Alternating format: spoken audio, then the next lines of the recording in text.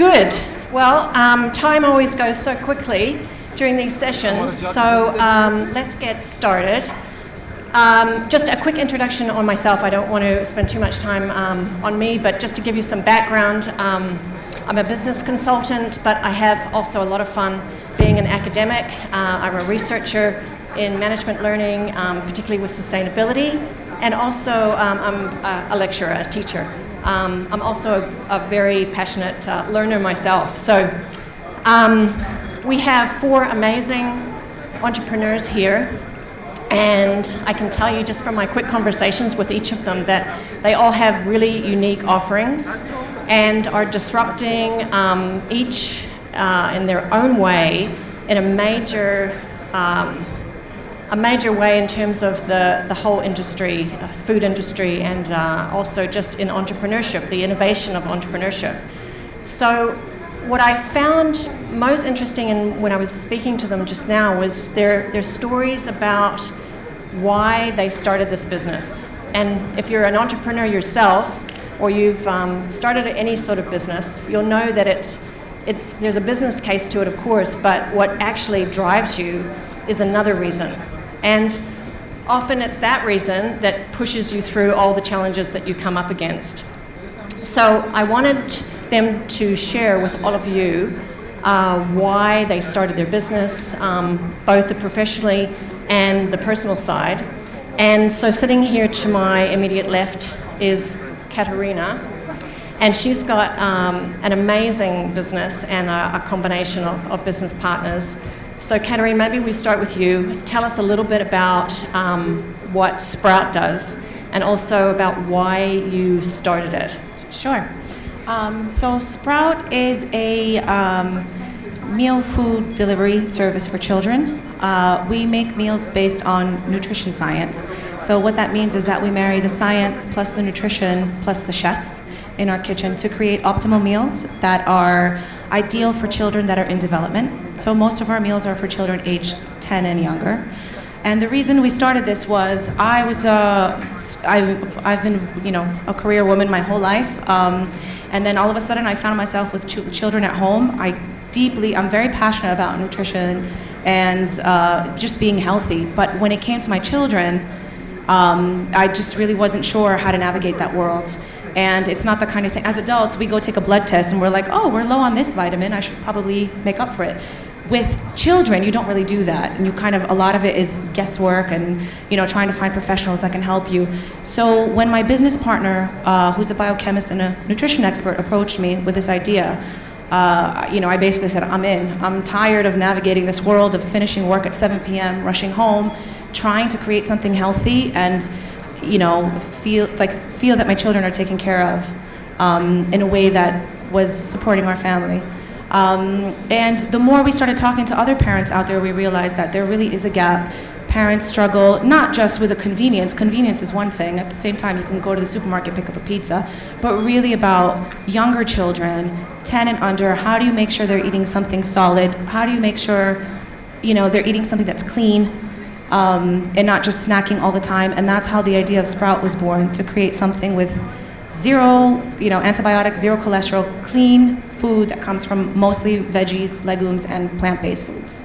Yeah, I love that also you're incorporating the science also with the sort of early development of children, which is so important. And then also there's a major convenience factor, which of course is the bane of our lives, yes, always. Yes. So brilliant. Okay, and your background is marketing and tech, right? Yes, my background is in marketing and tech. I've worked for different agencies and tech companies in New York City to Europe, then in Dubai. But this really felt like this was important. So I felt like it was an easy drop. Yeah. To just join my partner Oz and start Sprout. Fantastic. Great. Thank you, Katerina. Thanks. Fadi, your story is so interesting as well, but can you basically give us your 2 minutes worth of the same type of thing? Why you started, why it's important to you? Sure. So I've been in the F&B industry for the last 6 years. I used to have a healthy food franchise called Under 500, where everything on the menu was under 500 calories. And I've tapped into the meal plan industry before, and I found that the pain points in the meal plan industry was that you're getting pre-cooked meals in a single delivery. and people get bored of eating from the same food provider for a long period of time. So that was the initial idea of why not create a meal planning app where you can design your optimal meal plan sourced by top healthy food restaurants in the city according to your goals and preferences. We also have integrations with fitness tracking wearables so users can seamlessly track all their calories in and all their activity seamlessly on one app. And that is basically our B2C product. We're also disrupting the insurance space. So we're offering insurance plans on our platform, and we give you a cashback on your insurance policy when you hit certain goals, which are tracked through our wearable integrations.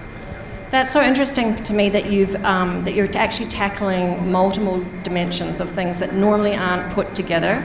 And I think that for us these days, when we're so interested in improving lifestyle, that data is really important to us. We're counting steps, we're counting calories, whatever else we're counting. But now you're also bridging that to a rewarding aspect where you're looking at how can we benefit from some sort of behavior change in the insurance area, which I think is really unique. Correct. So the issue in the insurance industry is that it doesn't make sense for two people that are the exact same age, the same nationality, to be paying the same insurance premium when one person is overweight and is probably costing his insurance provider a lot more claims than someone that's living a healthier lifestyle. So insurance is an industry that has been operating the same way for a very long time, and this is where we're coming in and we're personalizing that whole space. Yeah, brilliant, brilliant. Thank you so much. That's great. And next we have Bassel. Bassel and I spent about 2 minutes together, and I learned very quickly what he's doing in Meelz. But Bassel, maybe you could give us your storyline in terms of why and how this came about, because I know it's one of those startups that's come about as a result of the situations that we were in the pandemic, and I find that really interesting. So share with us your story. Absolutely. So Meelz is a platform that enables chefs and food content creators to sell products and services directly to customers. What we do is we leverage technology and connect them to other stakeholders in the value chain. So for instance, we operate on different verticals. We help them, by connecting them to a multitude of vendors of food, beverage, and kitchenware. They can go and create a store, on our website and then sell through that store and make money off it. We help them by developing digital content for them in the form of digital masterclasses that people can then buy to learn anything, ranging from pastry to how to host a dinner to other things. We also operate on chef's table vertical, so we help them by giving them the tool to create experiences, host supper clubs, host chef's tables at home, and make money off that. And we're also venturing into food delivery as a business, so these chefs can actually create their own menus, and then we help fulfill them, through a network of kitchens, of cloud kitchens, and through our delivery partners. So this is what we're kind of venturing into. That's great. I mean, for a chef to come into your home and create this dining experience and into your kitchen, and you can share that with people that come over, I think is a brilliant idea. Also, that you offer this learning component to others where they can learn how to improve their culinary skills, which of course has been my lifelong dream. But, those types of things are experiential. And I think there's a huge learning component to that. So I love that about your organization. That's great. We're all about food, and we wanted to create something that was a bit of a hybrid that would give you the full experience, be it in person, or something that you can deliver through e-commerce, but also something that you can learn through digital IP. And that's what we came up with.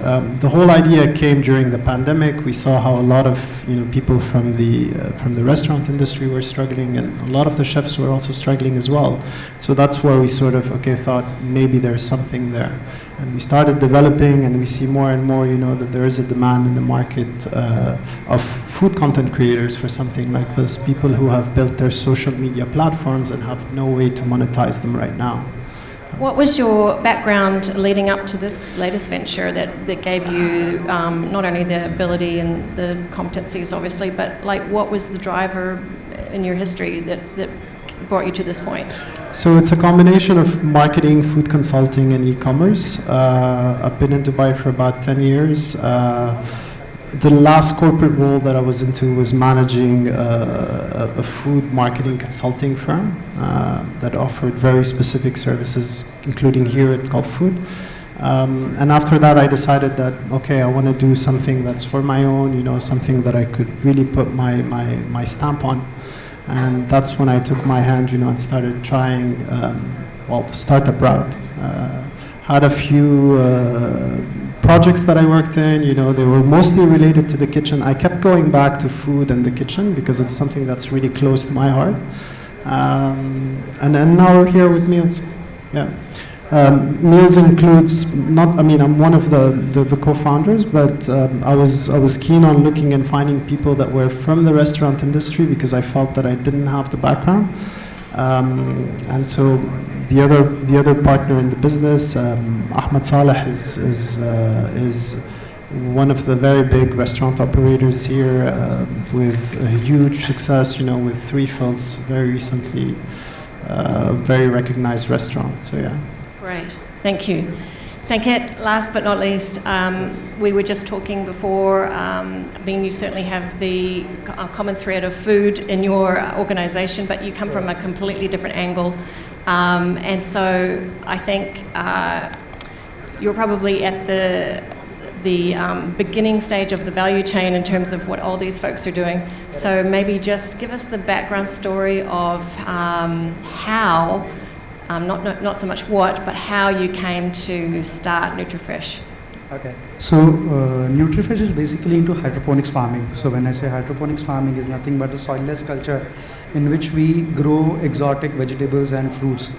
How I came into this, there are various reasons why I have entered this business for the gap that I found in the Indian market. So this is basically in India, I grow this hydroponic farms. So what happened is in India, the problem is rains are not very good over there. It's really erratic. Other than that, the climatic conditions are also not that really good enough. It is conducive, but there are so many seasons that come across during the entire year which a farmer has to face over there. The other is the land availability with per person is also very less. That is why the input costs are really high. The other thing is the logistics management. Still in India, at certain rural areas where we are working, the logistics management is not that really good. Apart from that, the attitude at which the farmers are working are still predominantly in an old-fashioned way which they are working. So these all factors that triggered that something has to be done to cater the entire 1.3 billion of population. Being India 70% into agriculture, and still if it is predominantly very behind what the new age agriculture is, then there is a problem. So this was a problem that highlighted that something needs to be done over here. So I'm an engineer by qualification and an MBA. I started my career by working in a bank. So I was working in one of the government bank in India, and the area which I was working was into agriculture. I was on the credit side.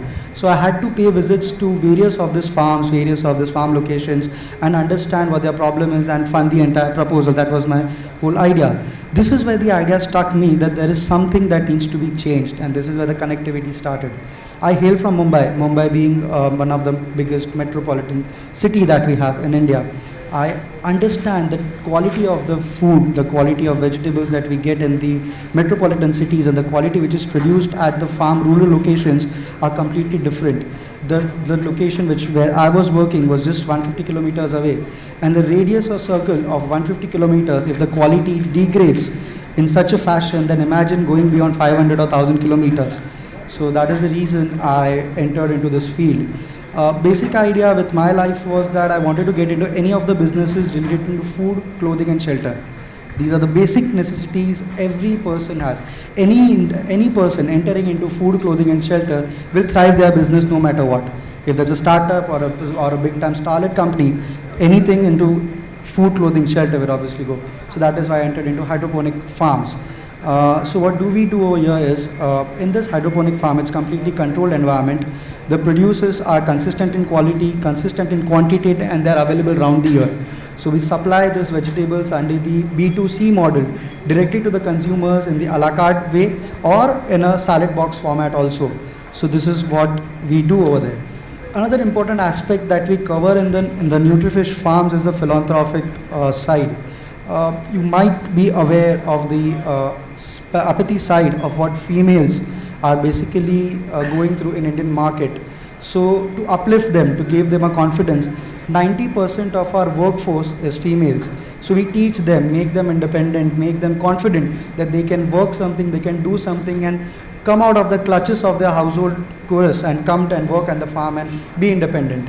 So that is one other side of the story that we are also handling at Nutrifish farms. So this is all about what Nutrifish is. That's fantastic. I think that leads really nicely into what I was going to ask you all next, and that was really about, and some of it you've covered, is the gaps that you're really addressing. And what I see is there's just not one main gap. There's many, many things that you're addressing. And, you know, you were talking about elevating women, bringing them into the workforce. Then that causes a question about, well, what happens to the duties and the responsibilities that they have at home? What happens there? And you've said to me before that you've created schools, right? So that can be viewed as a very philanthropic side of a business. And what I always try and advocate is that if you're going to do something like that, fantastic, there's great value in that. But if it doesn't synergize with your main business operation, it's not going to be sustainable. So you're enabling your workforce through that school, right? Sure. So what technology we are using? So our farms are not as high technologically advanced as what a farm in a UAE would be. We have more labor forces than the technology side, because in India still the labors are really cheap than what technology you can afford. So to address that huge man force and to give them a sense of confidence that this company is going to make me something, that will solve major of our problems as a company, to increase the bottom lines, to increase the top lines. These workforce are only going to be helpful to make this thing drive back. So that is the reason we are majorly focusing on the workforce that we are dealing with. Yeah, that's fantastic. I mean, Katerina, I know we were talking before, and it's hard enough as an adult to navigate good nutrition. There's so much information out there, and we have a lack of time. And misinformation is often a huge problem, right? Yeah. And so I can only imagine as a parent, you just have this incredible feeling of responsibility to make sure that your children have not only good food, but like nutritionally sound food. And again, the whole convenience and lack of time come into the equation. But so maybe this is something that you could talk about in terms of the disruption of this area, because I haven't seen many other organisations address these specific needs, or the way that you're combining them. Yeah. Well, the thing is that after I became a parent and I started talking with other parents, I realized that we have built this food ecosystem for children that's designed around junk food, and then we label it as kids' food.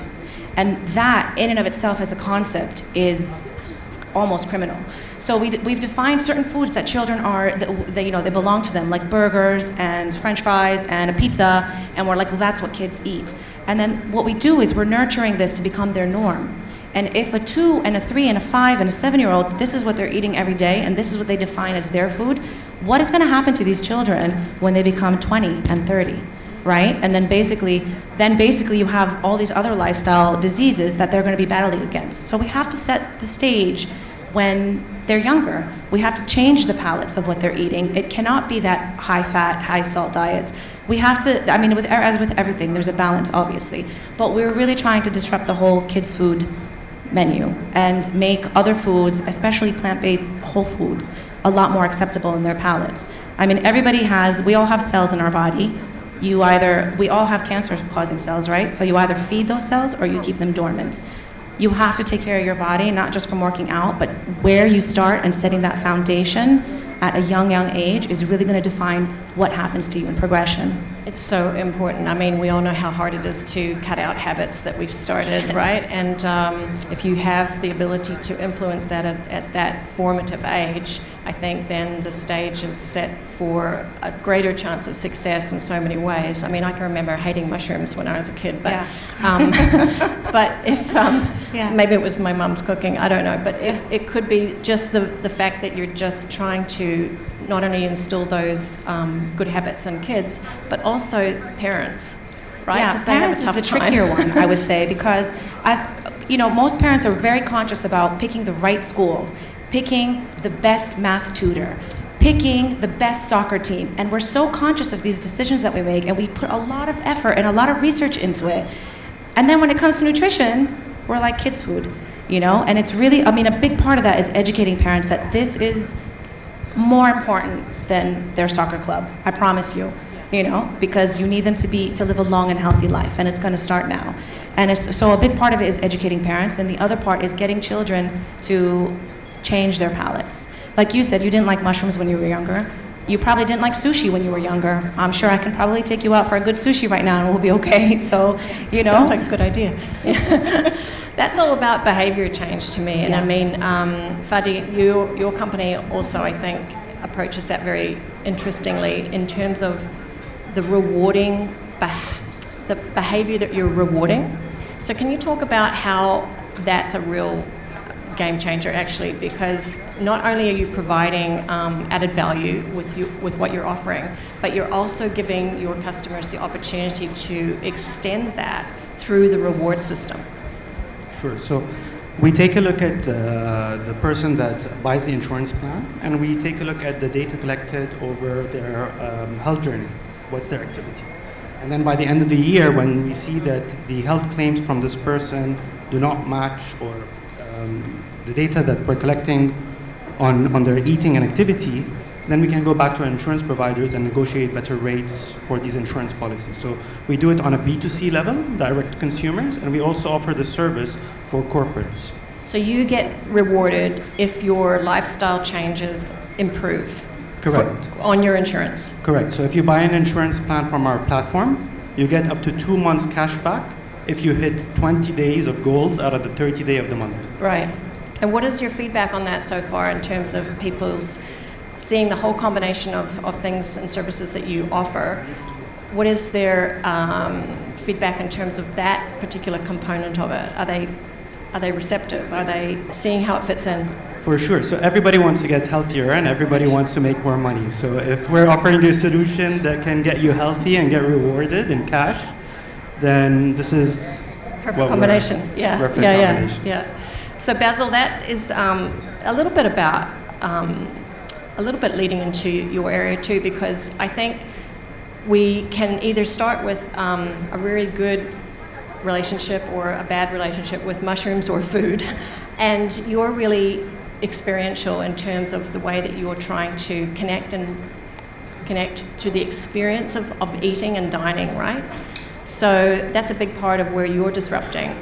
What was that exactly the gap that you saw, or were you looking more broadly in terms of what you were trying to address? So I mean, the gap that we saw is more of the opportunity. What we felt is that we have these chefs, all right, or these food content creators who had this following that to date we felt was not monetized the way it should have been. And on the other side, we had customers or people who were following or fans who were not getting everything they could get out of this person that they were following. And so we thought, how do we connect the two? And this is how we came up with the idea, for the different verticals. And we're constantly, I mean, for us, we're a startup. So for us, everything is day one. What we're doing is we're looking at these services and we're molding them as we're going along.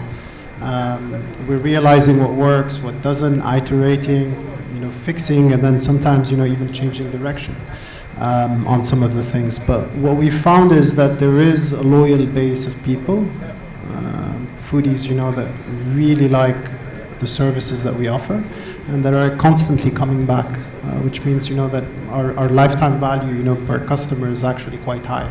Yeah, great, fantastic. Oscar, I don't know how we're doing for time. 5 more minutes? Okay. Great. Yeah. Sanket, I think it's pretty obvious the areas that you're disrupting. I mean, I know that you're a hydroponic business, and that all is talking to, fantastic use of, or better use of resources, natural resources, and so forth. And you said you're largely still labor force, so you don't use as much tech as perhaps what we do here in the hydroponic industry. But I see your major disruptor as being not in the food area at all. I view your disrupting sort of angle as really being more about women empowerment, which is fantastic because it's addressing an issue through food and through business and through a startup, and I think that's a really unique way to approach it. I think you're hiding behind the hydroponic business, but you're really interested in the women empowerment sector. So can you just talk a little bit more about that? Women empowerment, yes, is one of the aspects of hydroponic farming. The major aspect of hydroponic farming is food. Basically, we want to give good food. So India per se, there is no scarcity of food, but there is definitely a scarcity of quality food. So we are in that space that we want to give quality food to the people and not just serve any random food. So what we are actually doing over here is, it's a 5 business combined into one business is put together over here. So one such first business is the agriculture, the production, the food that we are growing. Second is the technology. So it's like choosing the right technology and putting it on the traditional farming and implementing that successfully and envisaging or canvassing a proper business model. Third, it's also a real estate play. We're taking barren lands and growing polyhouses and growing such field areas and growing good food, quality pesticide-free or residue-free food. The fourth one is the consumer-driven packaging that we are doing and delivering it to the homes. The fifth one is a logistics play over here, because in India still a logistics play is a very, very, very naive in terms of what we are doing over there. So it's also a logistics company that we are running. And last but not the least is the philanthropy. What we are doing is the women empowerment. So these 5 to 6 businesses, when they are combining into one, that is how the Nutrifresh is formed. So it's not just, so yes, one of the play is women empowerment, but this 5-6 businesses combined, put together, makes the whole wheel running ahead. I see a lot of sustainable development goals that you're trying to achieve there, so that's fantastic. Listen, we've done a lot of talking up here, but is there anyone in the audience that would like to ask any of these amazing entrepreneurs a question about their business, about their goals, where they are going to be in the future? Is there anyone in the audience that has a burning question to ask? Yes. Can we get this lady up? Hello. You guys are doing a great job. Thanks for all that great insight. I'd love to know, regarding the sustainability conversation and topic, this trending topic, how each of your businesses are addressing it. Obviously, the hydroponics is clear, but it would be great to see if this is something that's on your forefront of development. Is this something that you're addressing as a business, and how you're incorporating it to change the world? Okay. Katerina, do you want to go first? Sure. At Sprout, we cook to order, so there's very, very minimal food waste. What we'll do is we'll collect all our orders a day and a half in advance of when they close, and then we shop and cook just for the orders that we've received. As a second step, what we do is actually, all of our meals are delivered in glass jars that are professionally vacuum sealed. At the end of the week, we will go back, recollect those glass jars, we bring them back into our kitchen, we wash, sanitize, and reuse as much as possible. And we also sell within Spinneys and Waitrose.